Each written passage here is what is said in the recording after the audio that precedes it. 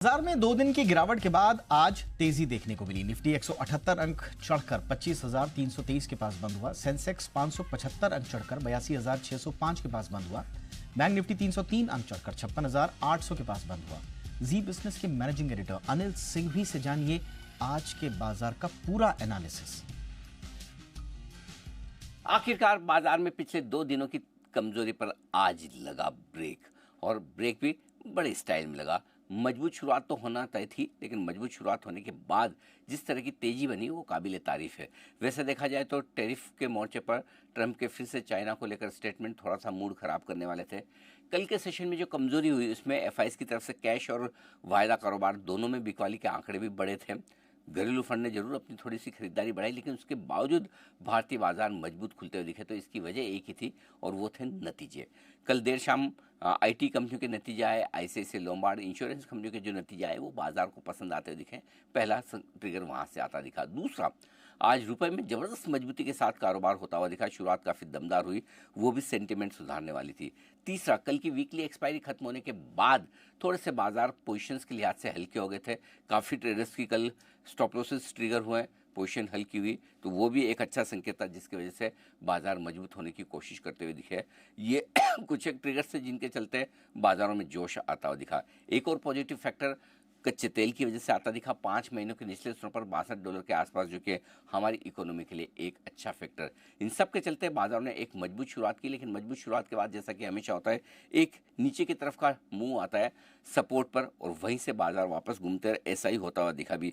200 point की range में Nifty ने ट्रेड किया। नीचे में 25,160 के आसपास सपोर्ट लिया और ऊपर में 25,360 के आसपास का। सबसे बढ़िया बात आज ये रही कि पिछले 3 दिनों से 25,300 के आसपास पहुंचकर निफ्टी बार बार प्रॉफिट बुकिंग दिखाता है, बिकवाली दिखाता है, लेकिन आज 25,325 के आसपास एक मजबूत क्लोजिंग देखने को मिली, ब्रेकआउट वाली क्लोजिंग देखने को मिली, जो कि 250 अंकों की दमदार तेजी के साथ थी। और कुछ ऐसा ही ब्रेकआउट आज बैंक निफ्टी में भी देखने को मिला। लगातार 3 सेशन से 56,700 56,775 की रेंज में बैंक निफ्टी में लगातार बिकवाली आती थी। आज इंट्राडे में 56,900 के पार भी पहुंचा बैंक निफ्टी, और बंद होते होते 56,800 के लेवल पर 300 पॉइंट की अच्छी तेजी के साथ यहां भी ब्रेकआउट होता दिखा। मिड कैप और स्मॉल कैप शेयर जो कल कुछ ज्यादा ही कमजोर थे, 1% के नुकसान के साथ ट्रेड कर रहे थे, आज उस पूरे नुकसान की भरपाई करते हुए मिड कैप और स्मॉल कैप शेयर 1% मजबूत होते दिखे। जो अच्छे नतीजे आए हैं मिड कैप कंपनियों के, उसके दम पर मिड कैप शेयरों में खरीदारी लौटती हुई नजर आई। तो कुल मिलाकर कह सकते हैं कि आज उम्मीद के विपरीत भारतीय बाजारों के लिए एक बहुत ही बढ़िया सेशन रहा। न सिर्फ कल के नुकसान की भरपाई की, बल्कि कुछ बड़े लेवल को इंट्राडे में पार किया, और क्लोजिंग बेसिस पे भी कुछ 2 बड़े लेवल के आसपास निफ्टी और बैंक निफ्टी बंद होते दिखे, जो कि इस बात की ओर इशारा करे कि कल अगर एक मजबूत क्लोजिंग और मिल जाए, मजबूत छोड़िए पॉजिटिव क्लोजिंग भी एक और मिल जाए, तो निफ्टी बैंक निफ्टी अब से लेकर दिवाली तक कुछ और अच्छी मजबूती बनाने को तैयार होते दिख रहे हैं। सो कुल मिलाकर एक बढ़िया ट्रेडिंग सेशन भारतीय बाजारों के लिए 2 दिनों की कमजोरी के बाद। और मार्केट का पूरा एक्शन किस तरह का रहा, प्रियंका बताएंगी।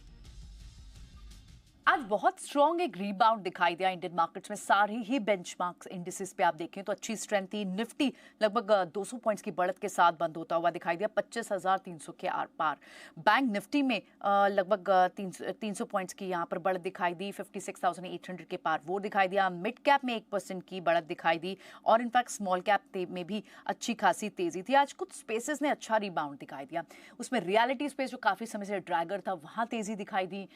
एफएमसीजी के स्पेस में अच्छी तेजी दिखाई दी, क्योंकि अब नंबर्स शुरू हो जाएंगे।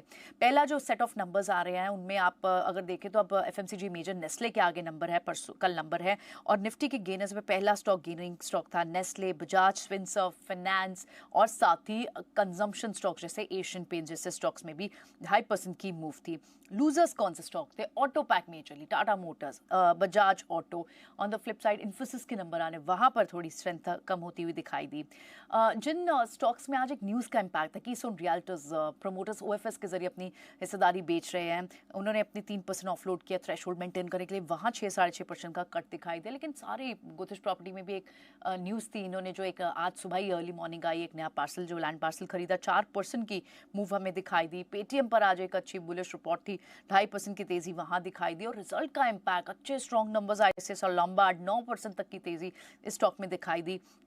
परसिस्टेंट सिस्टम में 7% तक की तेजी दिखाई, सारे पैरामीटर्स पे टिक था।